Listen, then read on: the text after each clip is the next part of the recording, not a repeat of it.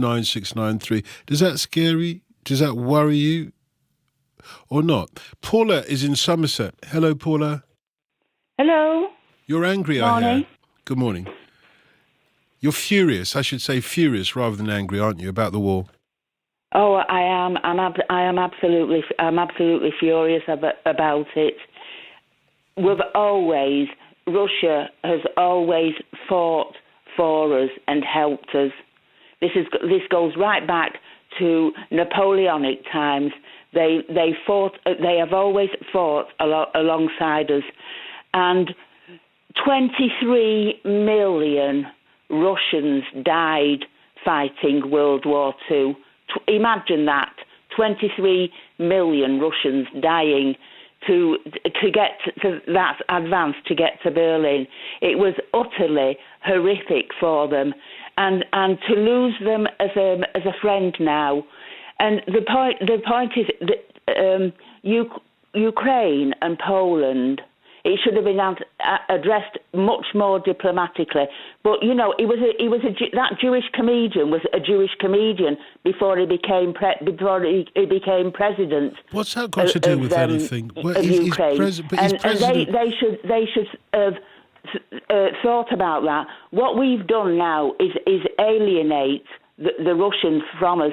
In World War, they've always fought with us, right back to Paula, Napoleonic times. Russia has protected Europe and done the grafting and the dying. You might think so, but all I want to know, Paula, is why did they invade Ukraine? What has Ukraine done that deserves them invading and dropping bombs on the Ukrainian people? Why?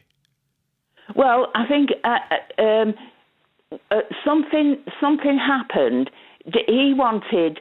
It's always been it's Ukraine, and they've always been a part of the Russian Empire, and it was tone and the behaviour. Not always. He's not an experienced politician, and it was the tone and behaviour. But you've got to think about it like this. Got to think about it like this, Dawson. If the boot was on the other foot, and it was Australia and New Zealand that this was going on, and we were losing the support because Australia and New Zealand have always fought for us and defended us. If it was, we should have just stayed out of this. We should have stayed out of it. If it was Australia and New Zealand, and if somebody was interfering, making Australia and turning Australia and New Zealand against us, we wouldn't like it. We didn't like it. It's only the same thing. We didn't like it when the Soviet Union were pointing their nuclear weapons at our homes here in the United Kingdom. We didn't like it. Imagine that. Let me just finish a point. Which period are you talking about that? I'm talking about the 60s, the 70s, the 80s. They had their missiles pointed at our country. We didn't like it, but we didn't invade them. No, we didn't like it. But we didn't invade. Exactly. All I'm saying. Do you think they're going to point them? And now, after we've done this, do you think they're going to point them in the opposite direction? I don't care because they've already crossed the line. The line was that border with Ukraine. Well, I care. Well, go back to Africa then. Go on, get back to Africa. No, leave her. Bring her back up, Paula. Because I can't live in your own country because I'm not I don't come from there. This is my country. It's the only country I've got. I'm a native Briton. I don't have any rights to go anywhere else. Thank you. Paula, go back to Africa.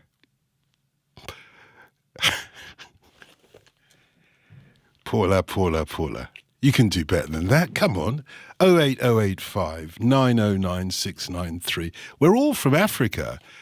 Do you know what I mean? Paula, we're all from Africa. What can I say? We're Homo sapiens. Africa is where we come from. Imagine if I was to say that to you. We can do better than this. 08085 909 693. I know that that's not typical of my listener. Doesn't matter. That's an opinion. And I know a lot of you support me. So, no need to respond to what Paula in Somerset said about going back to Africa. I'm not of her society. Fair enough. Let her do and say what she likes. It's not the first time I've heard it. I've been hearing it since I was 6 years old, since I arrived here in the United Kingdom.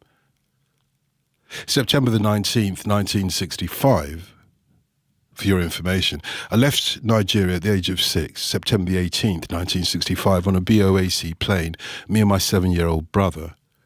He was my older brother.